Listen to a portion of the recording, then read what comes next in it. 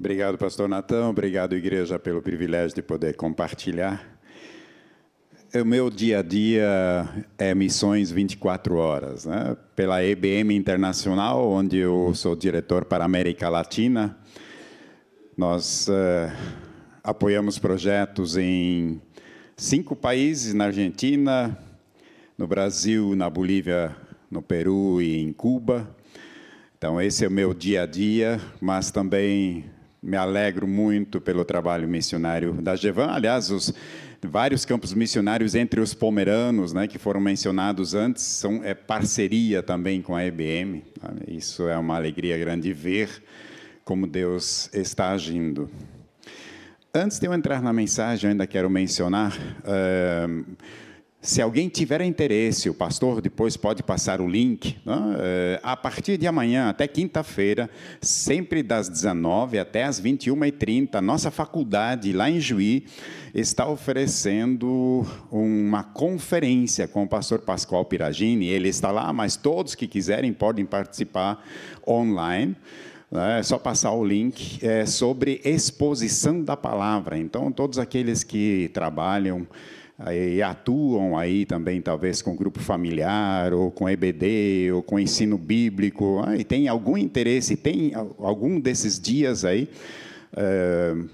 tempo para isso, não tem custo nenhum, é só entrar e participar.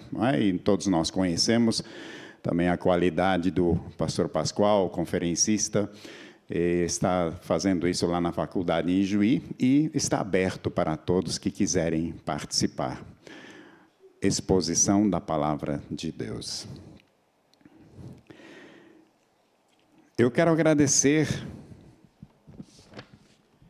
Tenho feito isso quando estou aqui, mas quero agradecer mais uma vez ao pastor Natão e a vocês como igreja por terem nos autorizado, né, e liberado desde outubro, quase 2 anos agora, que Marli e eu, nós estamos dando uma assessoria à Igreja Evangélica Menonita de Curitiba, lá no Boqueirão. Inclusive, já roubei um pouquinho o pastor da igreja aqui, já esteve pregando algumas vezes lá, porque a igreja passou uma fase de transição, de uma crise, e eles nos pediram para assessorar. E eu espero que até o final desse ano, talvez, termine essa assessoria e a gente possa estar mais integrado novamente aqui na nossa igreja. O tema para hoje é os que transformam o mundo. Lá em Provérbios 29, 18, diz que um povo que não tem visão, ele se corrompe. No sentido de que ele vai se perder, ele não vai ter rumo, ele não vai saber qual é a proposta, o propósito da sua existência.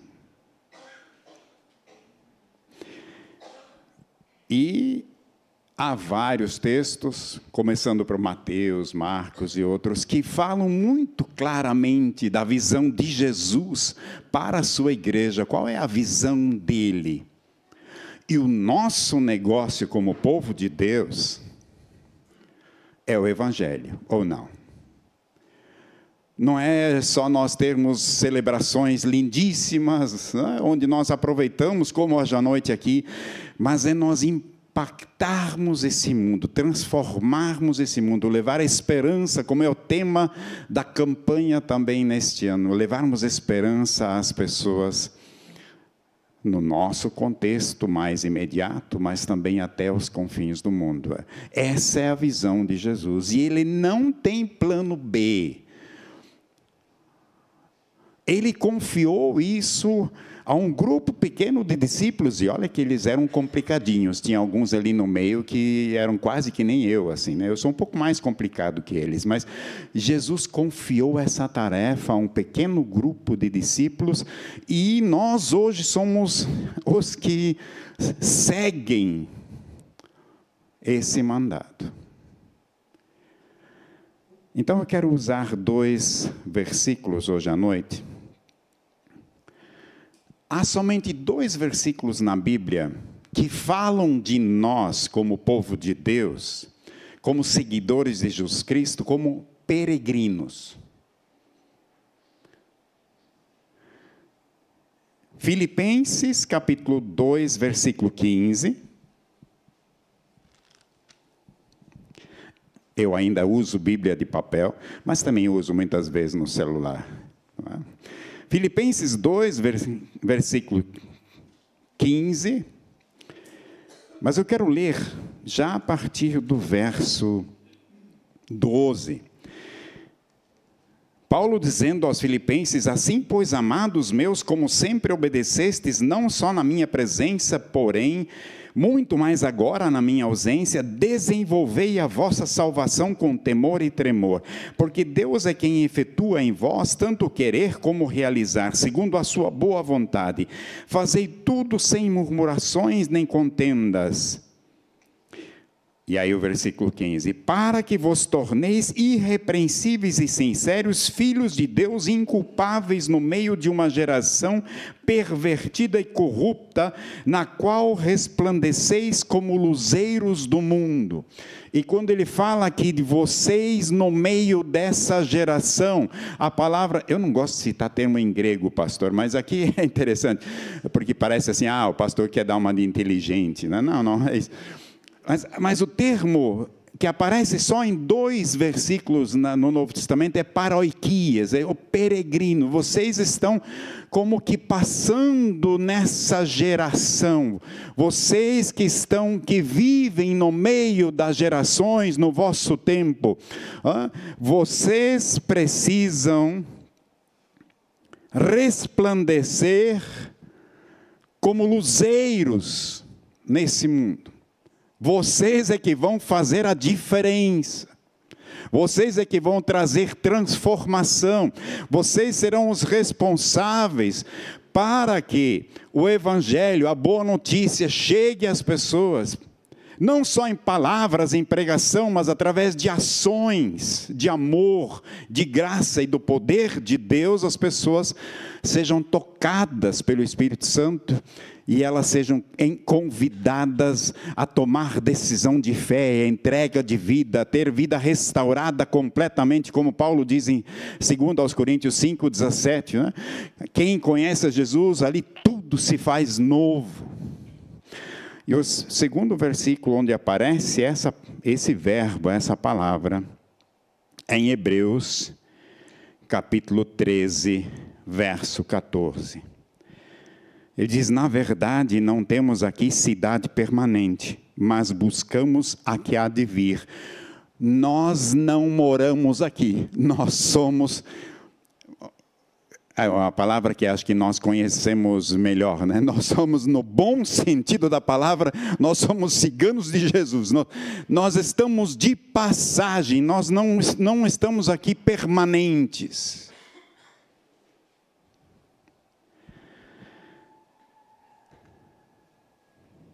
Nós somos peregrinos, esse povo peregrino que transforma o mundo. Nós somos um povo em demanda de casa. Nós estamos indo ao lar, como nós cantamos antes também. Jesus virá e nos levará com Ele. E nessa caminhada como peregrinos, nós temos um papel na história da humanidade. Nós temos uma responsabilidade.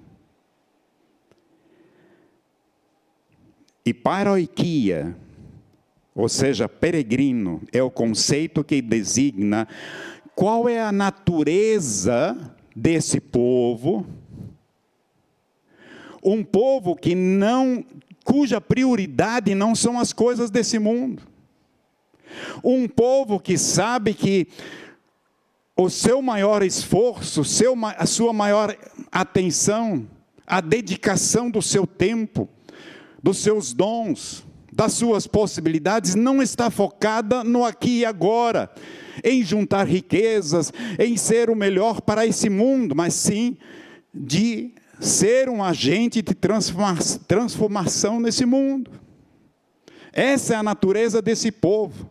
Por isso que nós somos peregrinos. Mas esse conceito, ele também define a nossa missão. É o povo de Deus em missão no mundo. E disso nós também deduzimos como deve ser a vida e a relevância desse povo. Eu gostaria de refletir com vocês um pouco sobre as características de quem é peregrino. Nós, como povo de Deus, passando por esse mundo para transformar esse mundo. Quem é peregrino é atuante e é engajado. Ele não é porque não temos aqui casa permanente, porque esse mundo não é o nosso foco principal, que nós vivemos como que alienados da realidade. Não, nós somos muito bem conhecedores da nossa realidade e das circunstâncias. Por ser peregrino, a igreja peregrina, a igreja pode e deve engajar-se na transformação, inclusive das estruturas sociais.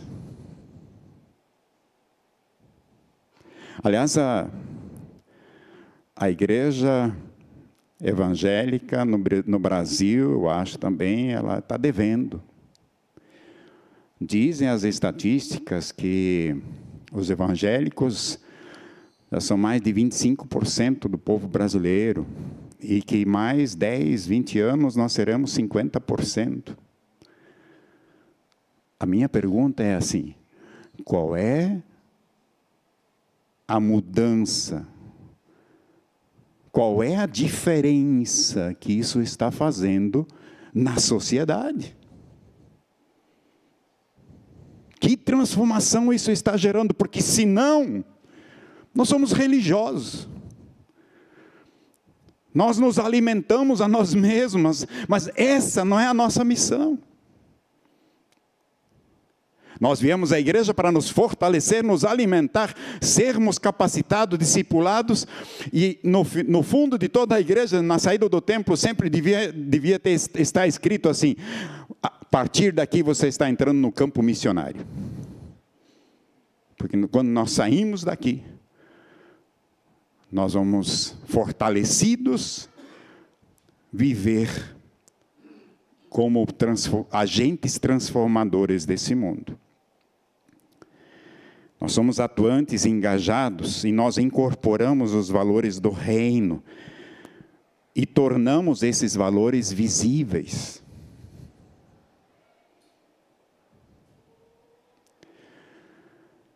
Jesus disse que nós somos sal e luz. Já entrou alguma vez num ambiente completamente escuro? Assim que você não enxerga nem a mão na frente dos olhos? A menor luz que você acender nesse ambiente, o que acontece? As trevas têm que sair. As trevas dão lugar. Não tem, a luz não convive com trevas. E onde há luz, as trevas se dissipam. Onde há cristão, a coisa é diferente. Seja no trabalho, no casamento, no relacionamento com as pessoas, a maneira de fazer negócios, como nós convivemos com os nossos vizinhos.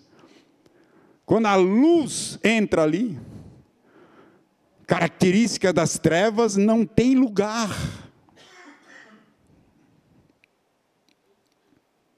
E sal, eu não quero ofender os vegetarianos aqui, mas já imaginou um bom churrasco sem sal? Cara. Na época, quando Jesus falou isso, o sal era usado para várias coisas, mas para 3 coisas principalmente. Primeiro, para dar sabor.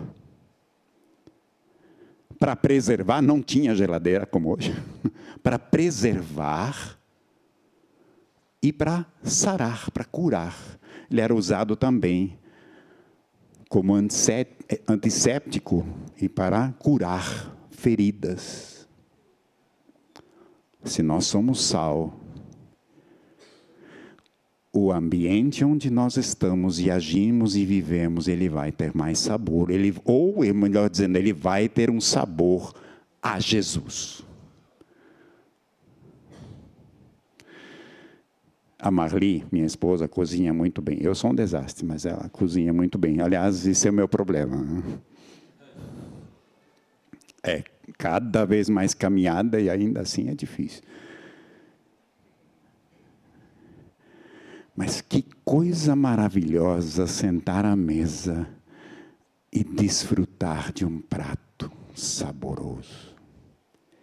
É isso que as pessoas ao nosso redor nesse mundo vão experimentar com a nossa presença. Esse povo que está de passagem, mas que influencia e que transforma o mundo. Quem é peregrino, ele também não é sedentário, certo? Ele é dinâmico, porque peregrino sempre está em movimento, ele não é parado. Nós podemos medir isso quando nós nos perguntamos o quanto fazemos diferença ou não aonde estamos. Se essa nossa ação dinâmica constante, se ela está acontecendo. Lembra do nosso pai Abraão? lembram sim, né? Teve um dia que Deus disse para ele assim: deixa teus parentes, né? Tudo aqui, sai, vai para uma terra, mas qual é o endereço para eu colocar no meu GPS? Não, você não precisa saber. Eu vou te dizer quando você chegar. Simplesmente obedeça. E ele obedeceu. Mas é interessante nós acompanharmos a história de Abraão. E nós vamos ver que em todos os lugares onde ele chegava, depois já tinha a família, né? Os empregados, o gado e tudo mais. Ele construía duas coisas. Vocês sabem quais são, né? Claro que vocês sabem. Ele construía, a primeira coisa era um poço. Porque para que as pessoas pudessem viver e sobreviver e trabalhar e tudo mais, precisava de água. Para que os animais pudessem viver e se desenvolver, precisava de água. Então o poço aqui representa as atividades, né? Inclusive para nós, o poço de cada um de nós é diferente. O teu poço talvez seja o hospital, onde você trabalha com um médico. O meu poço talvez seja que eu sou construtor. Então é o nosso ganha-pão do dia a dia. Mas tinha uma segunda coisa que ele construía. Em todo lugar que ele chegava. Era o altar. Uma das primeiras coisas que ele fazia. Porque ali ele, com toda a sua gente, adorava a Deus, celebrava a Deus, reconhecia a Deus como Senhor sobre a sua vida. E as pessoas, os povos vizinhos ao redor sabiam, aí tem um homem de Deus, que vive com Deus, para Deus. E era um testemunho para todas as pessoas. Sabe qual é o nosso problema às vezes? Que nós somos muito bons em construir poços. Mas às vezes esquecemos de construir altares. Para que as pessoas ao nosso redor saibam a quem servimos. Quem é o mais importante na nossa vida. Tem muita gente construindo poço toda a vida, esquecendo de construir altar. Mas quem é peregrino, ele também vive e proclama os valores do reino de Deus. Ele não adota para si o padrão do presente século. Ele não faz parte dessa estrutura, desse sistema. Romanos 12, 1 e 2, vocês conhecem, diz assim: não vos conformeis, né, com este século. Essa inconformação não é um conjunto de regras, o que pode e não pode fazer, não é disso que o texto está falando. Ele está falando de uma vida consagrada no altar de Deus, com os valores e princípios do reino de Deus. A palavra de Deus, a Bíblia para nós é a palavra de Deus do começo ao fim. E não importa que as pessoas digam a nós que tem algumas coisas que já são ultrapassadas, mas isso já não cabe mais dentro da sociedade atual. Os princípios e os valores da palavra de Deus para nós valem. E nós os defendemos.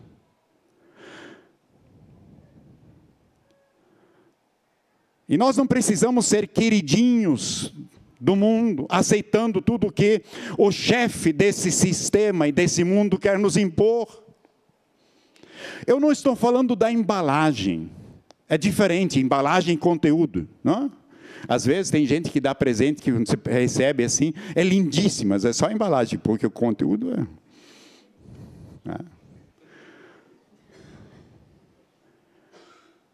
A embalagem muda, a linguagem muda, a maneira de fazer muda.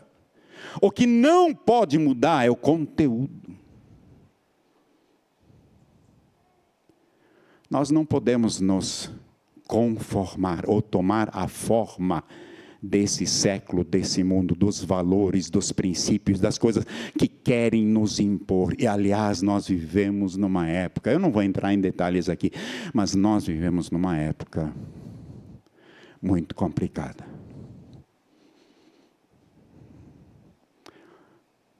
Onde querem nos impor valores, verdades que são mentiras, princípios que não são de Deus.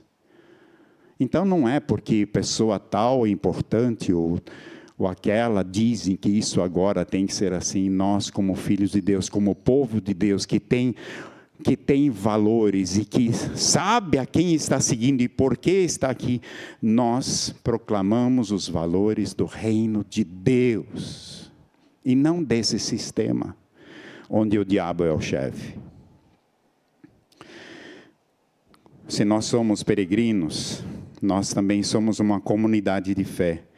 O peregrino é alimentado pela fé, o seu alicerce é a fé, ele vive pela fé. As nossas raízes, o solo fértil da nossa fé, da nossa vida, não é o chão, não é aqui, é lá. É o Senhor, é o céu. Porque nós não vivemos o que esse mundo nos impõe, mas nós vivemos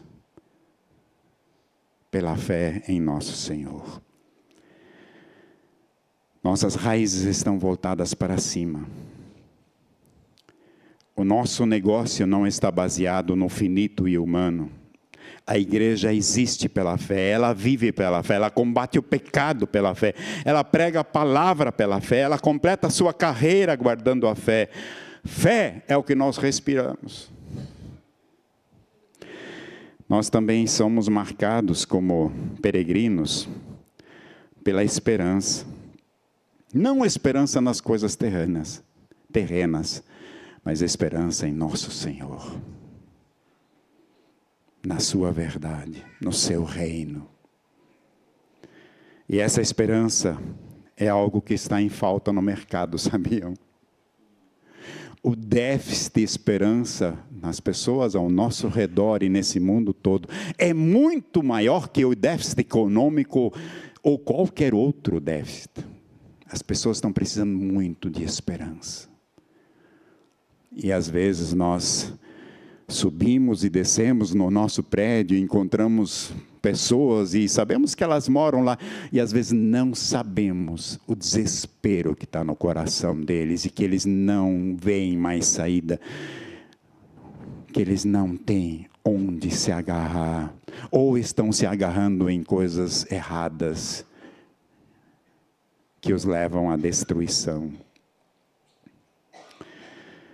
Romanos 15:13 diz: a nossa esperança está firmada na palavra e no caráter de Deus.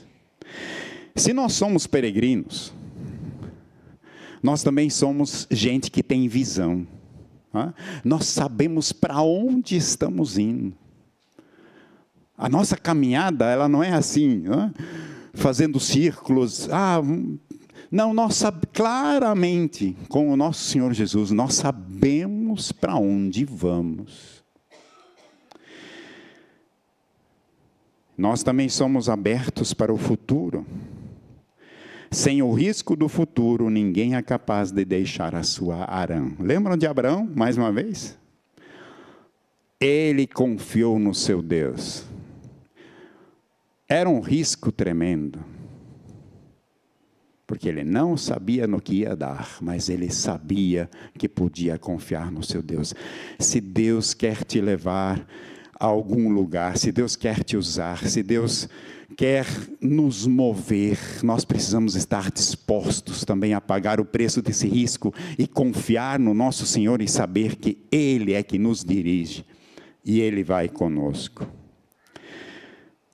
O peregrino também não é alguém que se fixa muito em certas coisas. Ele tem uma atitude flexível para com o novo. Lembra daquela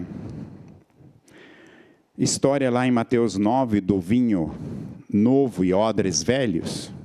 Nós somos pessoas que, como igreja de Jesus, sempre estamos dispostos, estamos preparados assim, para avaliar e para não sermos odre velho, recebe vinho novo, e você sabe que vinho novo fermenta, né? E o problema é porque o odre, aquela vez, ele era feito com o couro das cabras, né? Então, odre velho é couro ressecado, né? Vinho fermentando lá dentro, o que acontece? Estoura. Agora, odre novo, com vinho novo, o vinho pode fermentar como queira, né? Aquele odre vai esticando de um lado e outro e tudo, vai se adaptando. No final do processo, os dois estarão transformados, o vinho e o odre. Mas nós seremos parte de um processo de Deus, onde aprendemos, onde vamos buscando para ver assim, qual é a maneira como Deus quer usar esse povo. Nessa época, 2023, com o contexto, com as circunstâncias, com tudo que está aí, com as possibilidades tecnológicas, inclusive, imagina, 100 anos atrás falar de WhatsApp, não? Mas o vinho, o conteúdo, ele não muda, vai ser vinho e vai ser bom. E o odre vai se adaptando. Nós precisamos de ser flexíveis também, não sermos rígidos, inclusive para não impedir que o Evangelho chegue a pessoas, e as mais diferentes pessoas. Nós também, como peregrinos, apontamos para Deus.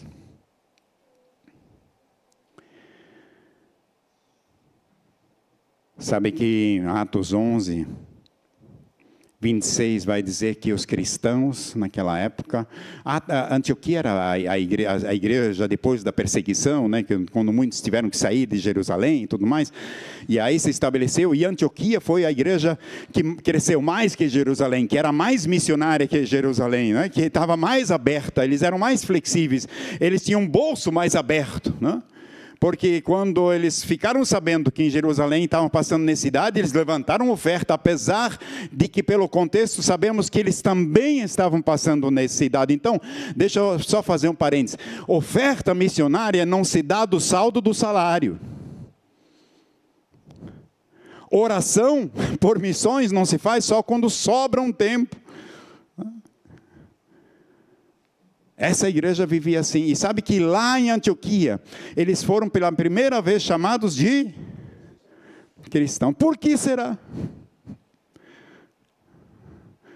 Porque eles se pareciam tanto com esse Jesus que era conhecido, que dizia assim, esses são pequenos cristos. Estão seguindo exatamente.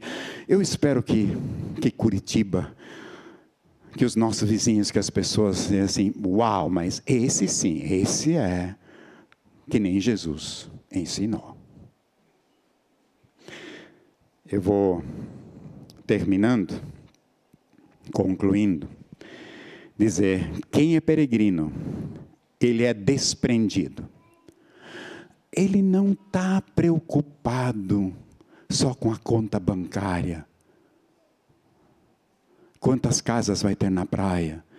É uma bênção poder ter muitas coisas, e Deus dá, e Deus usa, inclusive nas tuas mãos, quando você coloca à disposição de Deus.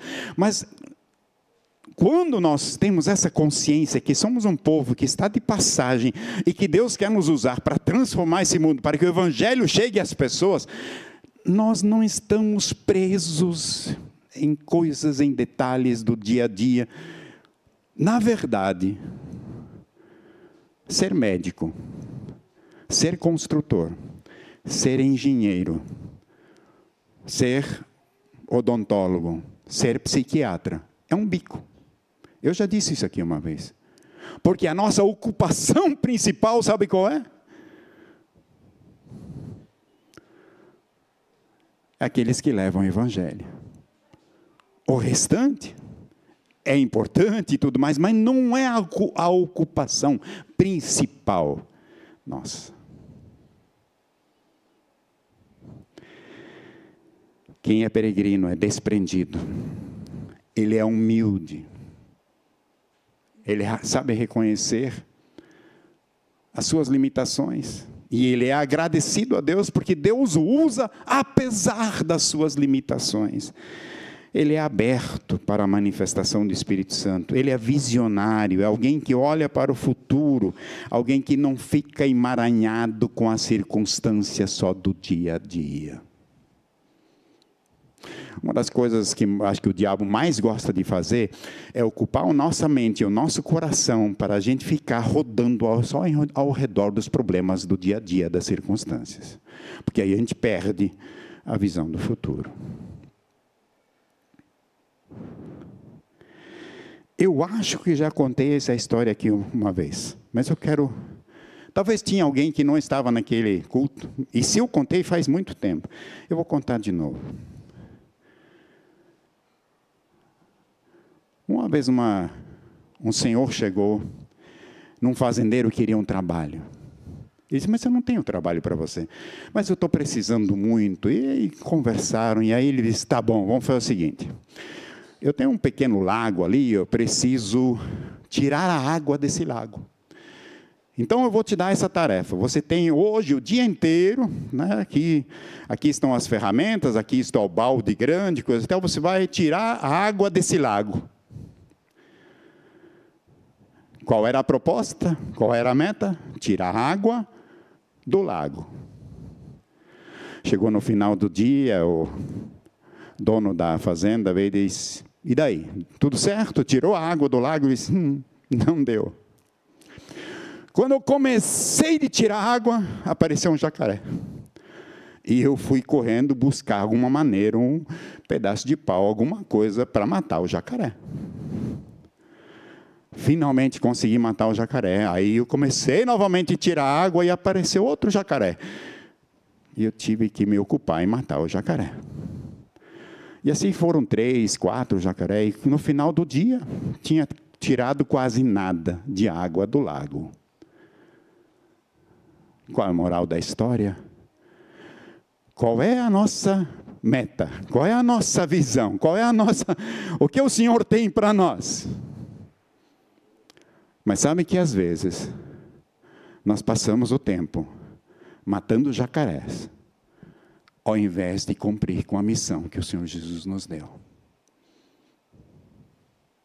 Que o Senhor nos guarde, que a gente não perca a visão e se foque naquilo que é a nossa missão, que é de transformar esse mundo. E sabem que em Atos 17:6, lá diz assim que, quando estavam falando dos cristãos, disseram assim, esses que já transtornaram o mundo, chegaram também aqui. Que as pessoas ao nosso redor possam dizer assim, esses que estão transformando o mundo, através do Evangelho de Jesus, acabam de chegar aqui também, no meu bairro. Que Deus nos ajude e nos abençoe nessa linda empreitada de sermos povo de passagem por esse mundo, com a proposta de Deus, sendo usados por Deus para transformar o mundo. Que Deus nos abençoe. Amém.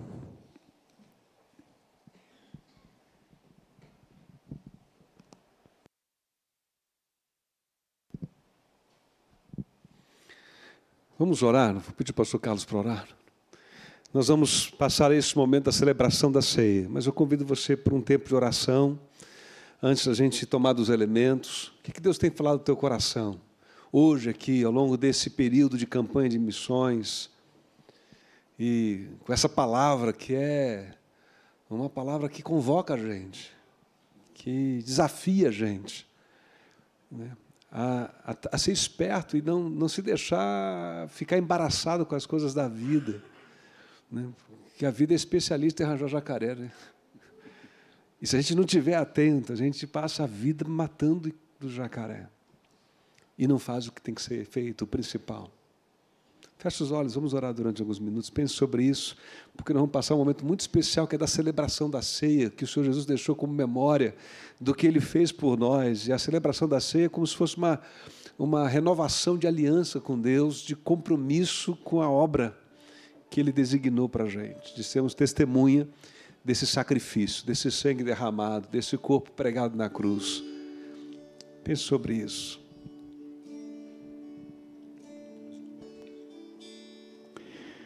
Senhor Jesus, é tão lindo podermos estar aos teus pés, nessa mesa, e tu estás presente aqui também. Quem nos vai entregar o pão e o cálice és tu mesmo, através dos irmãos. Obrigado por essa obra de salvação. Obrigado porque pagaste todo o preço. Obrigado pela redenção. E agora, quando estamos e estaremos nessa comunhão contigo e com os irmãos, coloque em nosso coração uma alegria profunda de podermos ser chamados cristãos, semelhantes a ti. E ajuda-nos a sair daqui hoje com o propósito renovado de sermos usados por ti para transformar esse mundo, pelo teu poder, a tua graça, o teu evangelho. Em nome de Jesus. Amém.